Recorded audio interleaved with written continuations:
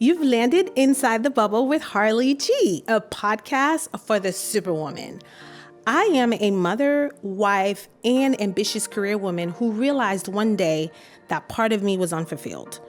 I launched this platform to help other women discover and walk in their ultimate purpose through shared stories of trials, fear, dreams, courage, grief, and triumph. No matter who you are or where you're from, there's purpose in your story.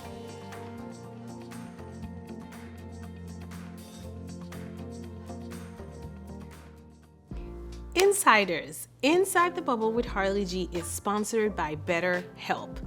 As a partner of this episode, listeners can access the BetterHelp link located in the show notes to receive 10% off your first month of therapy with BetterHelp and get matched with a therapist who will listen and help. Therapy has been such an integral part of my purpose journey, and I'm sure it will benefit your journey as well. Go to BetterHelp, that is betterhelp.com/inside the bubble to get started. This episode is also brought to you by Farmers Insurance. When was the last time you reviewed your insurance policy? Like who does that? Or when was the last time you could call your insurance agent directly with an emergency? Well, I was actually able to do that. 2 years ago, my garage caught on fire, and I was able to pick up the phone and talk to the one and only Austin Brummett on the phone immediately. There's nothing like peace of mind knowing that you are talking directly to the agent. So my friends at the Austin Brummett agency would love to hear from you and provide you with the same amazing service that they provided me. Give them a call at 678-402-8262 or email them at abrummett@farmersagent.com. Lastly, are you thinking about buying a car but dreading the process? I will tell you that's why I have a husband, so he can handle all of that. But Car Official is changing the game. Car Official believes the car buying process should be transparent, informative, and even, wait for it, enjoyable. Their experts are here to guide you, provide you with clear information, and honest advice. No fancy jargon, no pressure, just a helping hand every step of the way. Whether it's understanding your financing options, getting clarity on fees, or simply finding the perfect car for your needs, they've got you covered. Visit them today and see the difference for yourself at 770-627-4296 or at www.carofficial.net. Welcome back to those of you who are regular listeners to Inside the Bubble with Harli G. And for those of you who this is your first time catching the podcast, you're in for a real treat today. So a couple of years ago, I decided that I was going to follow my purpose, discover what that was, and I decided to start the podcast. And I went through this branding agency to help me figure out what that would look like. And part of the program included me making a video for the website. So I've never done that before. And I show up on that day. We went to a peer space. I show up on that day. And I was meeting the videographer for the first time. So I was like, oh, he seems like a cool person or whatever. And we're going through it. We're rehearsing the lines. And his face gives me nothing. Like, I'm looking for a response. I'm looking for feedback. I'm looking for confirmation, something. And he's just like, let's run it again. And I'm like, oh, gosh. And so I'm like, okay. So we're going through it, and we're doing it, and we're doing it. And it's like the whole entire time, he was just so composed, so even keel, so like methodical and focused. And I was just like, there is something special about him. So if you haven't guessed already, I'm talking about Darryl Humphrey II. And there was just like a spirit about you. I've never told you this, but there was just like a spirit about you that through the storm, you just have the ability to calm. You're just like, that story in the Bible where Jesus walks and he tells the storm to just like, that you're the hand. That is how I see you. So, Darryl is a videographer. No, he is a storyteller. He gives you the ability to bring your story to life. And I've had the opportunity to work with Darryl on all my things. Darryl does all my videography, and I know that whatever it looks like, even before I know it, I know that it's gonna come out the way it's gonna exceed any expectations. So you are really truly a man in your craft. Thank you. So I'm gonna let you Thank you. you say what you do. I kind of felt like I covered all the bases, but I'll let you speak now. Well, clearly I'm Darryl. And I have a production company that marries strategy and content creation. Started this company in 2019, and what a journey it has been. Something different about my production company is I noticed that a lot of my clients don't know too much about strategy as it pertains to what they want to get out of their content. I think a lot of people see stuff online and they just want to believe that if the content looks good, if it's shot with cinema cameras and you have great audio, that's gonna perform, and that's not the case. So strategy is just as important as how it looks and how it sounds, because at the end of the day, I want to see my clients get a result. I just don't want to get their money and go on about my way. I really want to see them win. Wow, what got you into this anyway? Because you've done quite a few variety of things, right? But why this? I've always played with cameras, even before I moved to Atlanta. So I'm originally from Memphis, and I was producing music at the time, and I had this idea to get more engagement, let me use my mom's camcorder and film different things to my beats. It was a camcorder, like real like old school, Oh right? wow. Um, and my friends at the time, we had like 22-inch rims on the cars. We had like speakers in the trunk. All this. I completely different guy. Yes. Like completely different. Memphis. Surprised my parents even let me be in the streets like that in Mhm. Memphis doing these things. But we had cool cars. And I figured let me film our cars, doing different things, and put my beats behind it. And I moved here and I was still producing and I was working with a lot of people and the experience was always trash. Mm. Um, my experience in hiring people to create like photography, different things for me was always unpleasant. So I decided to buy my own camera in like 2014, and that started everything. I wanted to document my journey more professionally without the need of trying to reach out to somebody else to do that, and you paying people and they're not delivering your stuff, you know what I mean? And eventually started traveling the country, doing photography. Was in Chicago, Florida. I booked a job in London as well. Was gonna be out there in August of 2020. So we all know what happened with that. Oh no. Yeah. Had my hotel booked, everything was like done, and COVID kind of stripped that away from me. But as soon as I would say accepted that I'm getting more results from this thing compared to music, it made sense and I ran with it. So when did you transition over from photography to videography though? Like fully? Because now you do more videography than photography. Right. I like to challenge myself, and I noticed doing photography, a lot of people was doing it. Like the entry level was very low. You could buy a camera, you could learn. It's really, to me, it wasn't that complex compared to video, where if you do it for real, you got to have a cinema camera, you got to have lights, you got to have audio, you got to have all this stuff. And I had no idea how I was even going to be able to afford all this stuff. But I was like, if I go this path, I know a lot of people aren't going to take this path compared to just doing photos. Mm-hmm. And that's what I did. Had no plan, no real strategy. But just like, this is what I feel I want to do. I hated video, believe it or not. I hated it. Really? People ask me and I'll be like, no, I'm not doing it. Why? Um, it's too complicated.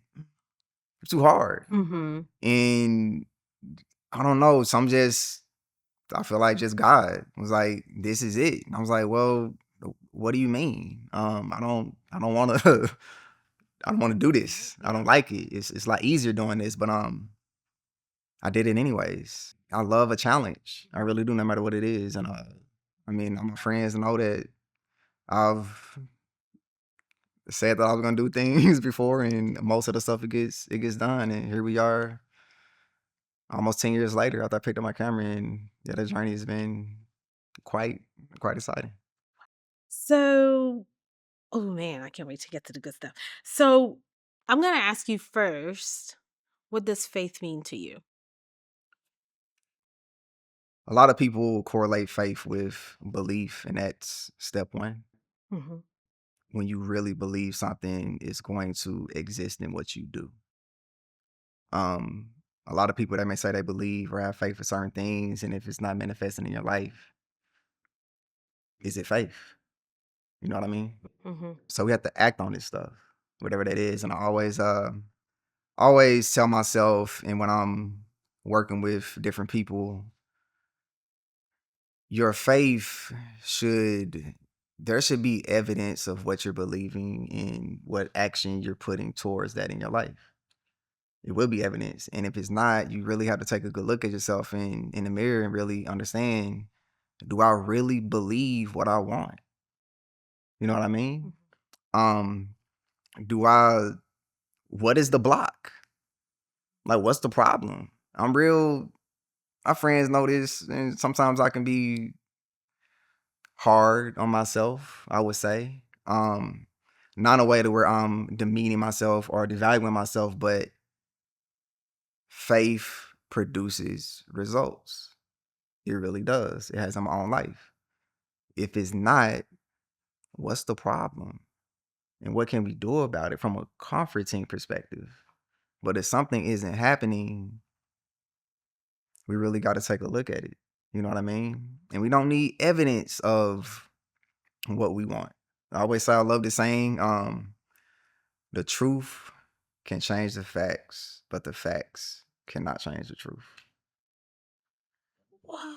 And that sounds kind of confusing at first, and I can break it down for you. Like, if somebody's looking at their bank account and that bill's coming up, those numbers are real in your account. It's not, it is real, right? But if we believe that more than what God can do for us, that's what we're going to lean into. And if we lean into that, our life is going to show that, Hmm. where you may lose things. If you look at your account and you have that faith, and you're like, well, I'm okay. Hmm. And I'm going to believe that everything is going to be taken care of. Along with that belief is going to come certain actions, not just I believe and I'm going to sit back and just like, God, just do your thing. God is not your employee. So you just can't be like, yo, I believe it, Lord. Let me just sit up here and do nothing. Like, no, you got to get up and do something. But when you believe it, it's always going to have an action backed up to it that's going to manifest what you need. We've all been there before, where you looking at certain things ain't adding up. You The math ain't like, mathing. hold on. But I have so many situations where I believe anyways. And then certain actions follow up with that. And then I'm like, wow, like, it really works. I have some stories that are pretty, I mean, if certain people knew certain things about my journey, it would terrify them to even like, hold on, like, you decided to do that and you didn't have, it don't gotta make sense. It don't. Hmm. If God said it's gonna happen, it's gonna happen. And for me, that's how it has always been in my life. You just mentioned like certain situations happening, and if an outsider looking in was to see that situation or know that situation, they're like, yeah, no way. Can you tell us about one of those situations? Before my daughter was born, you have the ultrasounds and all the good stuff. And you were not able to really see how she was positioned in the womb. Okay. Um, they thought that she would be born with a disability. Um, she was probably maybe 2 months, 3 months, something like that. And they asked us, do you want to abort? And I was like, no. And they was exploring options. I was like, I'm gonna have faith. And there was a test that could like I think take a shot or something like that, and they take like some of the something from the sac, the fluid, and they do a test. Like I said, there's nothing you can do about it. It's nothing, no matter how much you're Because even if the test making. came back, whatever the test Right. told you, there's nothing that you can do to even counteract the test, right? Nothing you can do. Right. Okay. So it leaves you no option if that's what you choose to do. Have faith in that your daughter's gonna be healthy. And we waited, and waited. We prayed. I remember I was going to this community group and laid hands on her stomach and prayed. And I got a call one day. I worked at a psych hospital at the time, and the test came back negative. And that was, I feel like, step one, because Lord, that I know some of the things I would experience after that was like, okay, this is one of the first times in my life where there's nothing I could do about it but believe. Nothing. There's no anybody I could contact in my family, no special doctors, none of that. I just had to believe that my baby girl would be okay. Even when the test came back negative, you're still in your mind, you're like, okay, like when she's born, I want her to be okay. Mm-hmm. And she's fine. She's fine to this day. And Yeah. beautiful.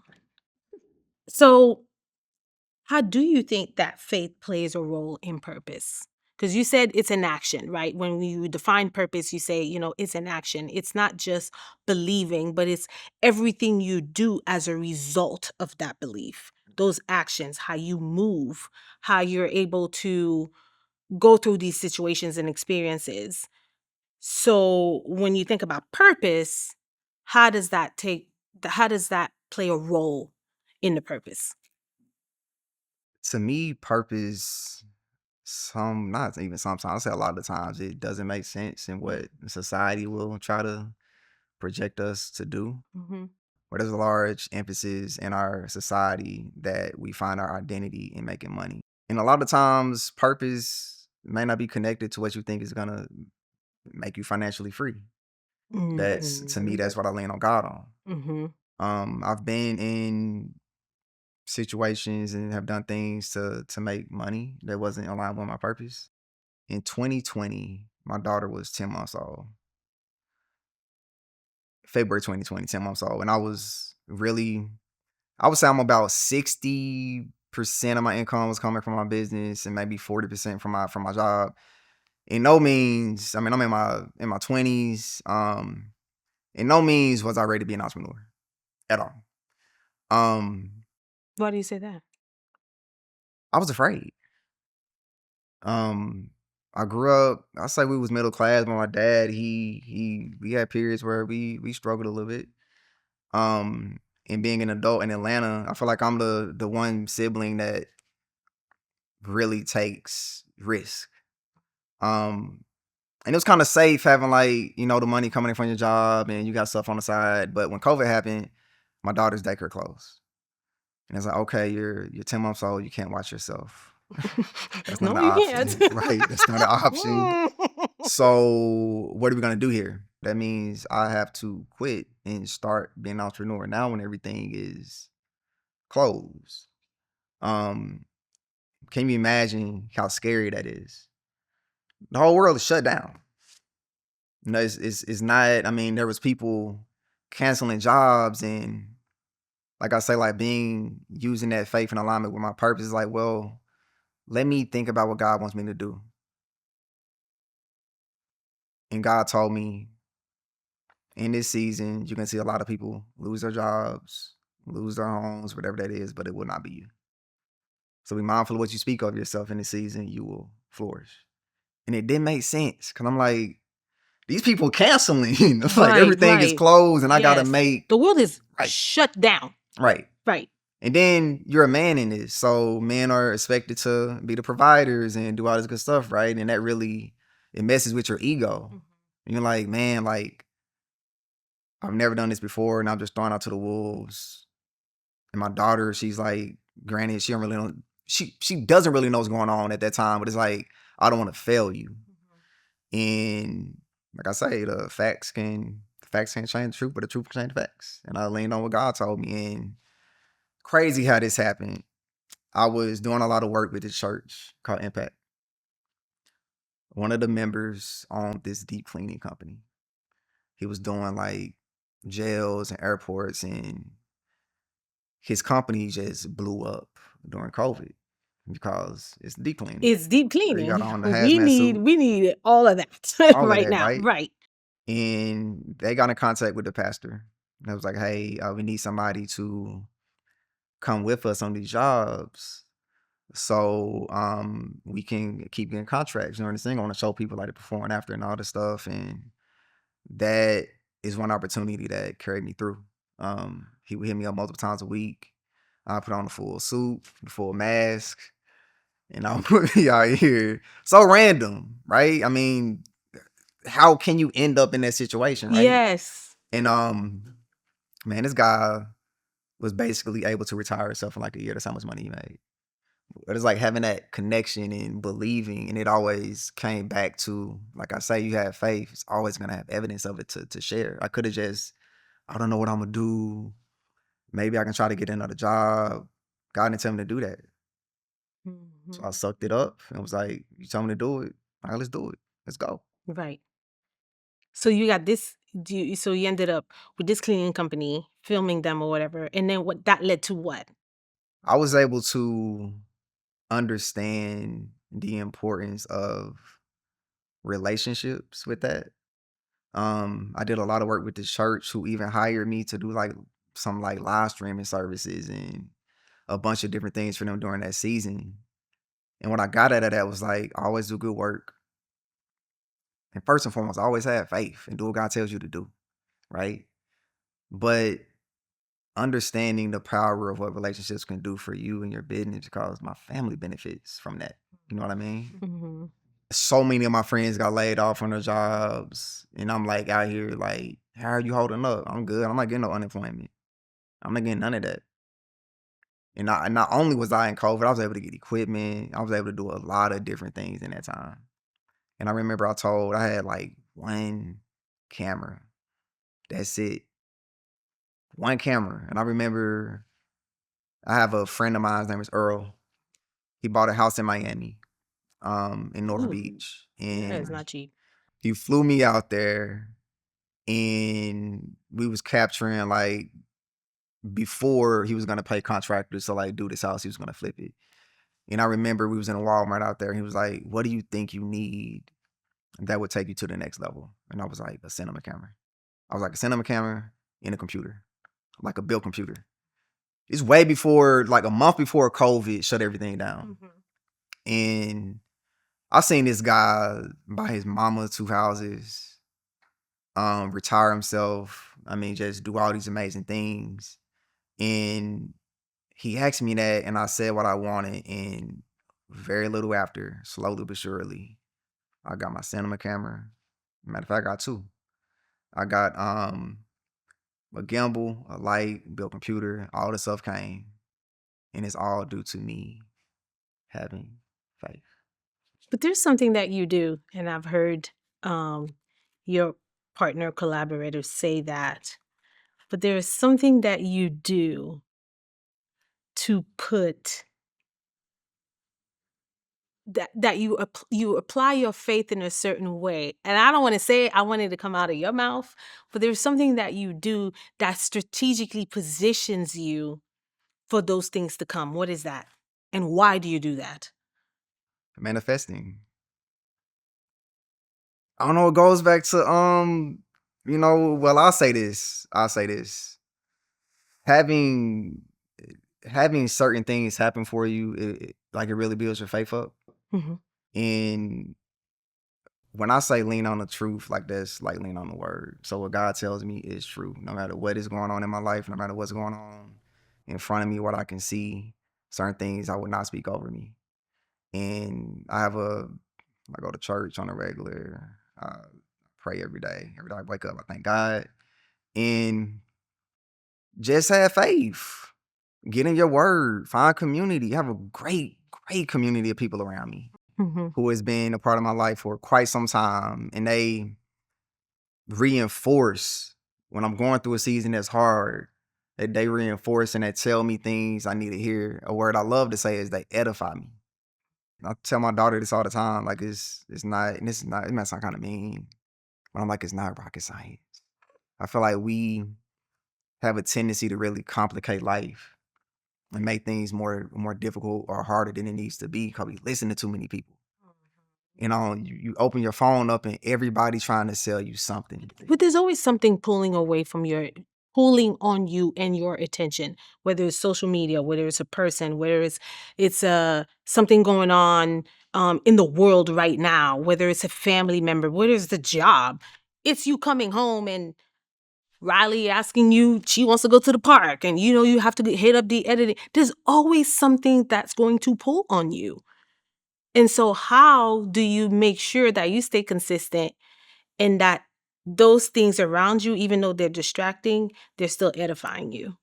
It's all instruction. So I'm like, people tell me, yo, you gotta take credit. And I'm like, all I do is follow instruction. That's it.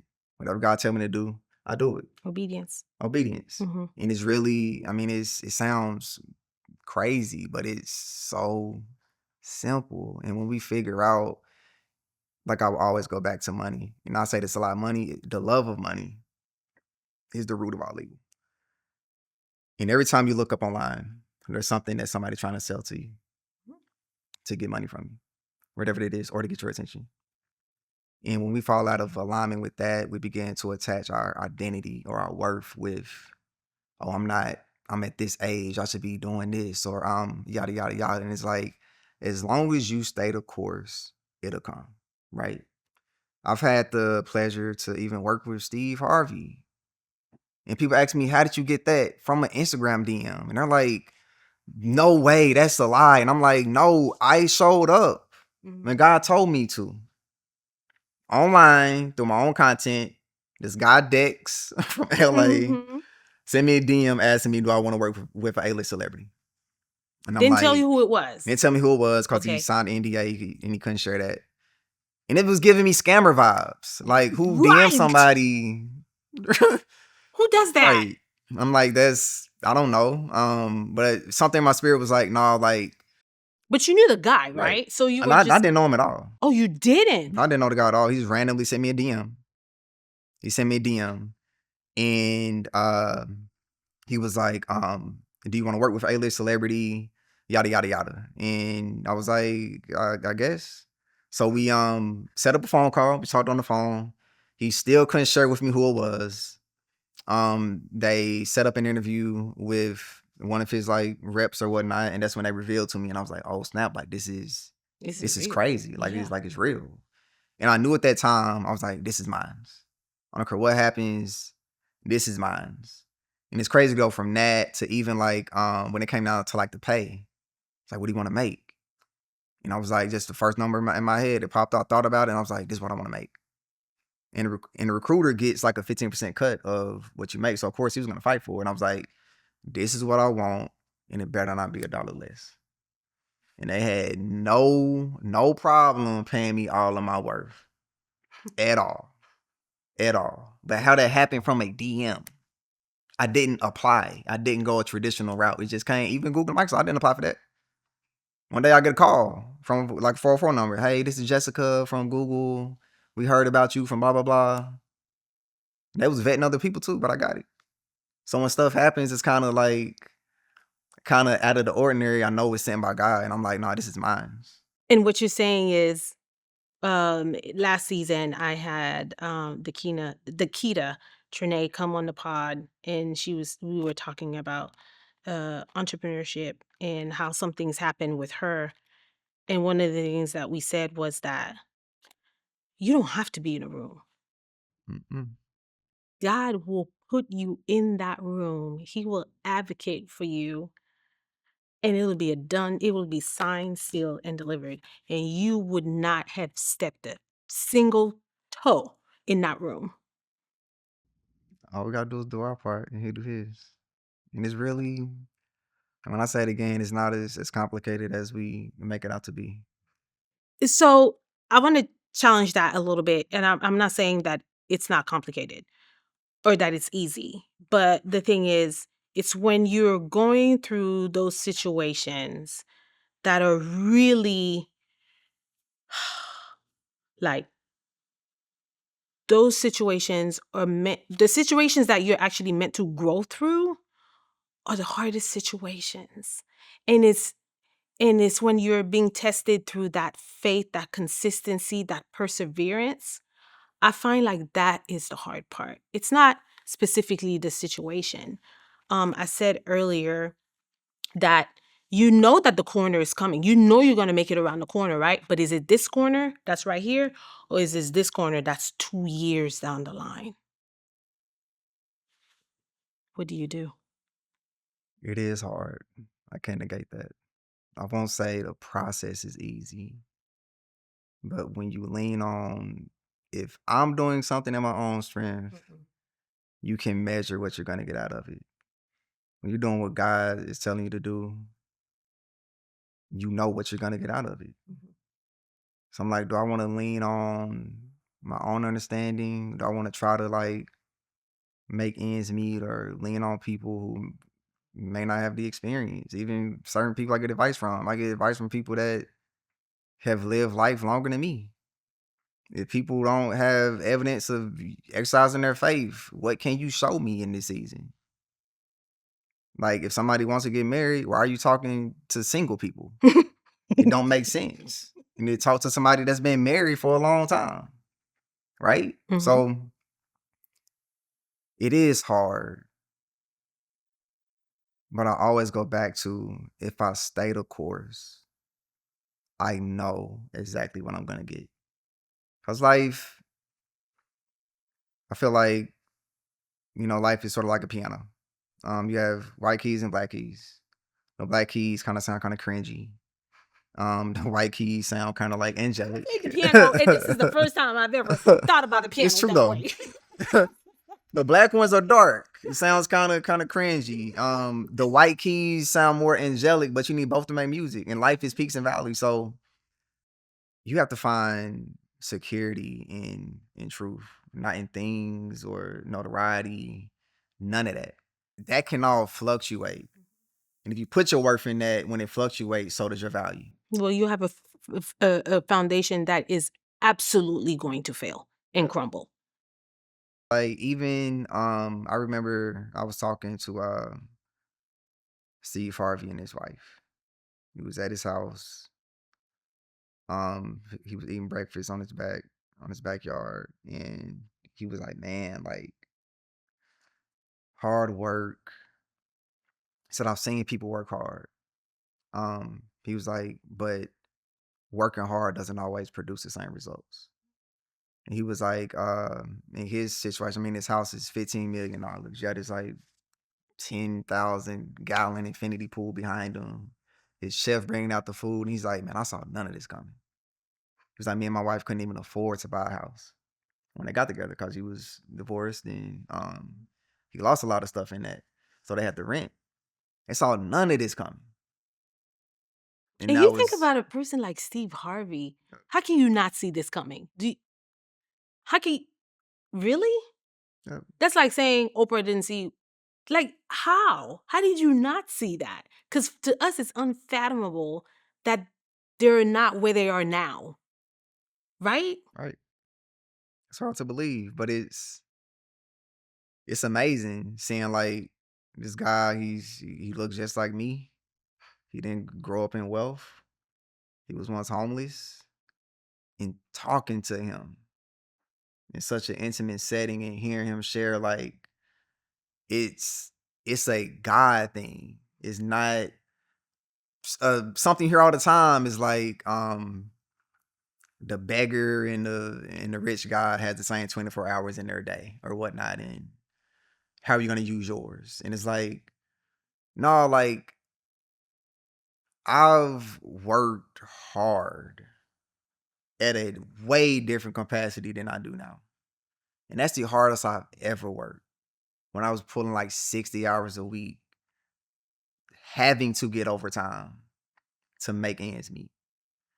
Looking at people in this psych hospital and lower level positions that look like me, that work so hard and are rewarded so little for it. And it's like, well, I thought working hard makes you successful. That's what we hear all the time. Mhm.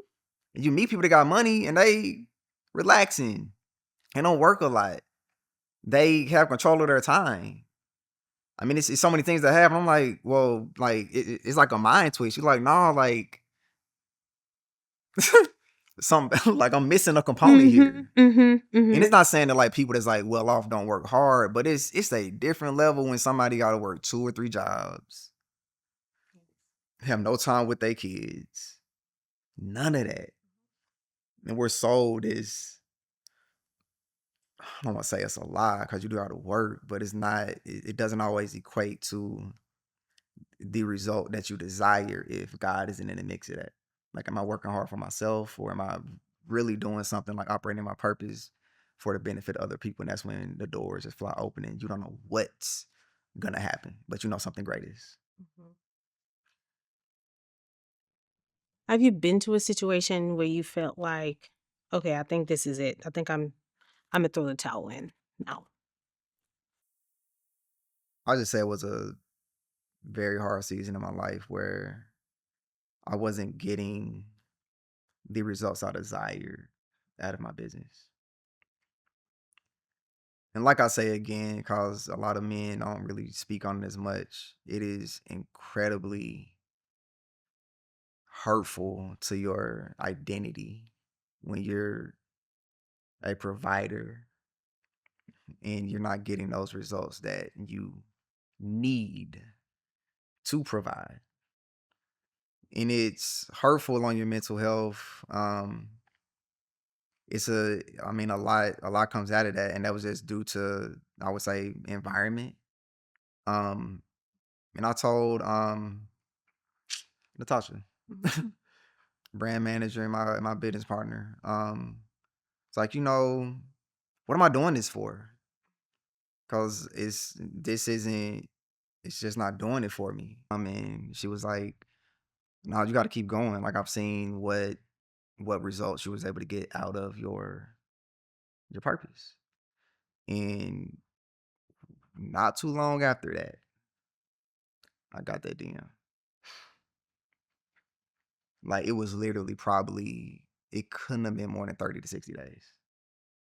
I got that DM. And ever since then, my life has been like on a vertical. Like, everything since then, I mean, it has been, like I say, when you achieve certain things, it gives you the confidence to keep believing more. And I have some very, very ambitious goals. When you do certain things, like, okay, if I can get through COVID, okay, that's one thing. If I can just show up online and work with Steve Harvey and work with a company. So what I did with him, he had a brand called Elevate, and it was like a supplement. So we was in charge of doing the content and the strategy. I was the social producer. Seeing this company go from zero to $50 million in the first year. Leading the charge on like the Walmart campaign and like managing like an agency that was partnering with and what content to put out in support of it going into 1,600 Walmarts across the country. It's like you're in these positions only because you decided to do what God told you to do. And like I said, if anybody wanted to challenge me on that, it's like, is there anything in your own life that people will find inspirational, that they will want to do? If not, it's okay. It's okay. Because believe it or not, a lot of people online, they say we don't have time. We do. Mhm. I don't believe life is short. I have enough time to grow out my hair. I had dreads. My hair was down to my back. I cut Why it. do I Yep, forgot that that's how yep, you look when we first met. You yep. You did. got time. You got time to learn multiple languages. You got time to learn an instrument. We have time.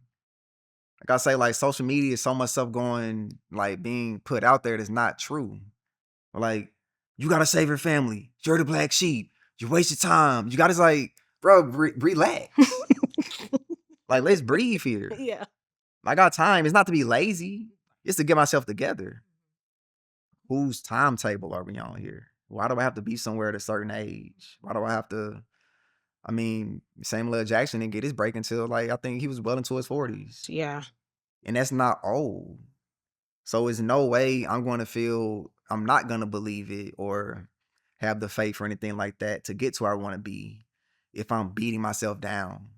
I'm gonna lose because you don't have a house or you don't have a fancy car or you don't have this amount of dollars in your bank account. Are you gonna feel confident to get up every day and do what God tells you to do? Probably not. Probably not, right? How do you think faith impacts the way you show up? And faith is everything. It's it has to exist in everything that I do. Something I've learned is that we were created in God's image. That's true. That means that a lot of what God can do, we can do, or we can create or manifest. Mhm. Um, there's also, I would say, spirits out here that don't want you, that live in people that don't want to see you succeed. Absolutely. That will tell you things. And when you're sitting to yourself or you're going through life, who are you listening to in your mind? So, like we can use like the devil for example. The devil was part of the angel class. Angels were not created in God's image. Angels are messengers, right? Mhm. We can create. Angels can't. Um, so if a spirit is speaking to you through a person or whatever that is, they can manipulate you to create what they want, and that goes against what God wants out of your life. And that's how we get tricked out of our position. Or we'll blame ourselves, we blame other people, and it's like, no, let me always have enough cognizance of or just awareness of what is going on. Cause those thoughts, someone is not. I don't think it goes away forever. You have certain things that pop up in your mind. You're like, no, I gotta tuck that away. Yeah. I don't know where that's coming from, or when people, nothing's wrong with complaining. I think that's normal. But if people are just resting in like In that negative spirit. nonsense, and it's Yes. like, I'm always like, what are you going to do? Like, definitely feel. God gave us feelings for a reason. We don't gotta just move on to the next thing. We can understand it and rest in it, but not forever. And if things ain't lining up in your life, it's like, why wait? Like, what is God telling you to do, regardless of what that is, Because right? he's always speaking to you, Always, whether it's through a message, a conversation, a quote, something that you see. He's always speaking to you. You're just not paying attention. right? But he's always speaking. And it comes. I mean, so many people I've journeyed life with. I've seen even God like do things in their lives. It's just, I mean, it's at this point, I was like, it's just no way. Like somebody trying to tell me, there's no big man in the sky. It's not real. I'm like, I had a contract with my church, and I got to film these stories. Right, there's one girl. I filmed her story. She was diagnosed with stage 4 cancer. Mm. If you don't know about cancer, stage 4 is like you're about to go. You about to go. Mhm. They were trying to get her to sign some paperwork to get her like treatment that was just like kind of manage everything, not curative treatment. It was different. And she said, "No, I'm not signing that. I want the curative treatment." And it's like, "Yo, we're the doctors here. Like, Mhm. you have this much time left." She said, "No, that's nope. God said I'm not gonna die." but we're the doctors. Like, what do you mean? And she refused to sign. And she got the curative treatment and she's cancer free.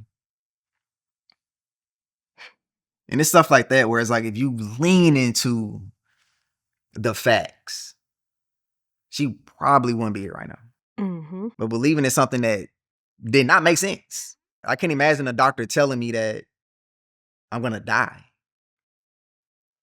And you believe something completely different and it works out for you.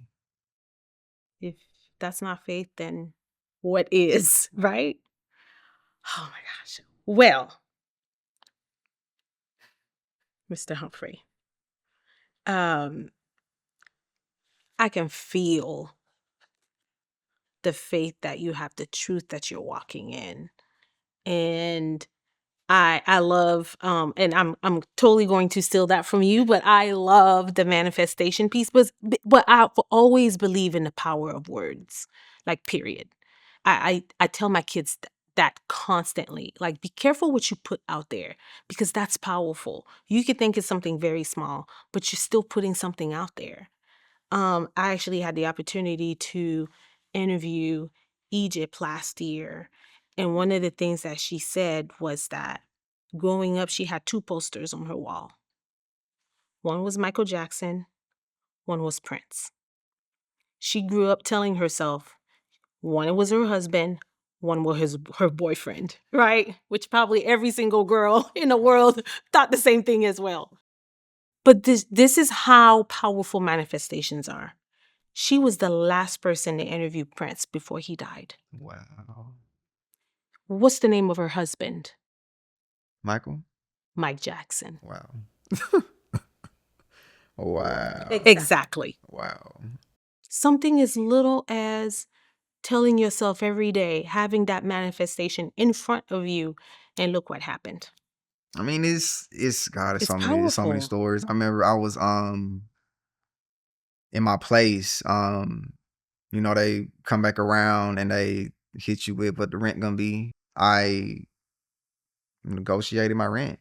And that don't make a lot of sense to people. Oh, I didn't know you could do that. But they agreed to it. Mm-hmm. It's like, wow, like so many things. It's like so out of the ordinary, so many stories. And it's like, it's always like God results on my life and anybody's life that chooses to be led Mm-hmm. by faith, not fear, because they can't coexist. They can't. They can't. You can't worry And have faith at the have faith same at the time. same time. That's a contradiction. Well, I actually think that's a perfect way to end this segment because we're moving on to the next segment, which is our off the dome segment. And so the instructions are, which you already know, I am going to spread out these cards. You are going to pick a card, sir. I will read it, and you will have. I feel like I should give you 30 seconds to answer yours. I'll take it. You- I'll take it. I'll take it. So, I think that's fair. Think it's fair. Yeah, great. Here you go. Hmm. Mm-hmm. I think that one's kind of speaking to me, whatever that one is. Ooh.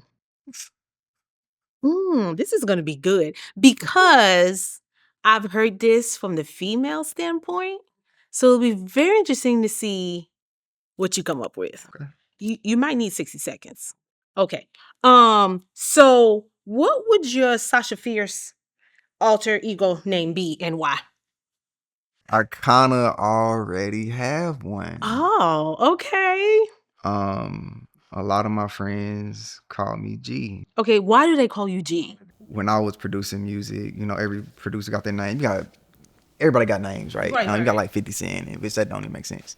But Sure does. Okay. but I had That's a whole right, nother episode. right. It doesn't. It really doesn't. Right. You know what? You're the first person who's made But sense. you got a lot of names. But Yes. I was like, and thinking about like copyright, I was like, okay, I like Godfather. Uh-huh. Cause I'm like, I guess the boss of what I do. And I was like, but I don't want to like take that. So it's just gonna be like G Father. Till this day, I don't think people even know what that means. It's not just something I mean, ever since my sisters used to tease me about it. Like, yo, like, that don't even make sense. And yada, yada, yada. And it's like, who are you? And it's like, it's cool. And now, I mean, for you, everybody call me G. Everybody's like a Except for moniker me. now, right? You can, if you want to, you can change it up. You ain't gonna call me Darryl. I'm a government. It's But cool. you know what? I like your government name. I know you by your government name. So, I'm gonna be different. That's cool. I'm gonna call you. Or I might even go to Mr. Humphrey. And some of my friends call me D Hump. Ah, I like that. Okay. I love it. Got a lot of nicknames. I do. So, what's your favorite one? Probably G. Probably G. Okay. Probably G. All right. We'll stick to G, I guess. All right. I'll take it. Well, thank you, Thank you. Mr. Humphrey. See, I'm gonna be different. It's whatever it is at the moment. I feel like it's gonna shift at certain times. But thank you so much for your knowledge, for your wisdom, for standing in your faith Thank you. and showing your daughter what that looks like. Because you're raising a whole daughter, and she is watching you. That's the She's most watching important. everything you're doing. That's the most important thing. Just wrapping up with this. If people know me, who wouldn't know I love my daughter so much. That's my girl. And we're being raised up. Well, she's been raised up in a completely different world than I was. Mm-hmm. Yep. And making sure that she has wisdom, knowledge isn't powerful. I know that sounds kind of crazy, but it's not. The application of it is. Because you can have it and do nothing with it. Right. Yeah. Right. Understand? Yeah. Hey, Riley. See you, girl. Thank you so much. I appreciate you. Thank you.